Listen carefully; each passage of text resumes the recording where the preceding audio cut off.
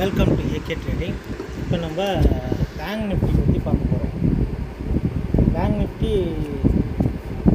உங்களுக்கு market open ஆனது 48,197.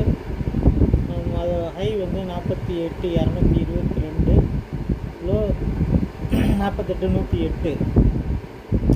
Market close வச்சது 48,199. இப்போ இதில் நம்ம எந்த ஸ்ட்ரைக் எடுத்து பார்க்க போகிறோம்னா 48,100 ஸ்ட்ரைக் தான் பார்க்க போகிறோம். ஏன்னா அதுதான் இந்த மணி ஸ்ட்ரைக்கை நமக்கு டேபிளில் காட்டுது. ஸோ அதன்படி நம்ம ப்ரெடிக்ஷன் ரெடி பண்ண போகிறோம்.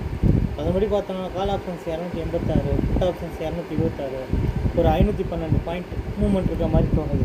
இப்போ இதை நம்ம ரேலி எப்படி பண்ணணும்னா ரெசிஸ்டன்ஸ் 1 இருக்க போகிறது 48,386, ரெசிஸ்டன்ஸ் 2 இருக்க போகுது 48,612. இப்போ சப்போர்ட் பார்த்தீங்கன்னா சப்போர்ட் 47,874, சப்போர்ட் 2 வந்து 47,588.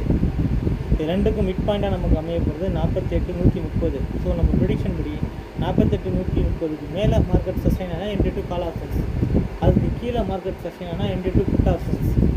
இதுக்கு நம்ம ஃபின் நிஃப்டி பண்ணுறதுக்கு பதிலாக நம்ம பேங்க் நிஃப்டி பண்ணலாம். ஏன்னா பேங்க் நிஃப்டியில் ரேலி இருக்கிற மாதிரி தெரியுது. ஏன்னா ஒரு ஸ்கேடல் கொடுத்துருக்காங்க. ஸ்கேடல் எப்படி கொடுத்துருக்காங்க பார்த்தோன்னா நமக்கு 48,000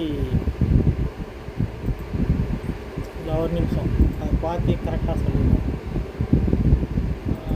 உங்களுக்கு ஆப்ஷன் டேபிளில் பார்த்தீங்கன்னா உங்களுக்கு கிளியராக தெரியும். எப்படின்னா டேபிளில் என்ன கொடுத்துருக்கோம் 48,200க்கும் 48,000 புட்டுக்கும் கொடுத்துருக்கோம். அதுக்கப்புறம் 48,100 கால்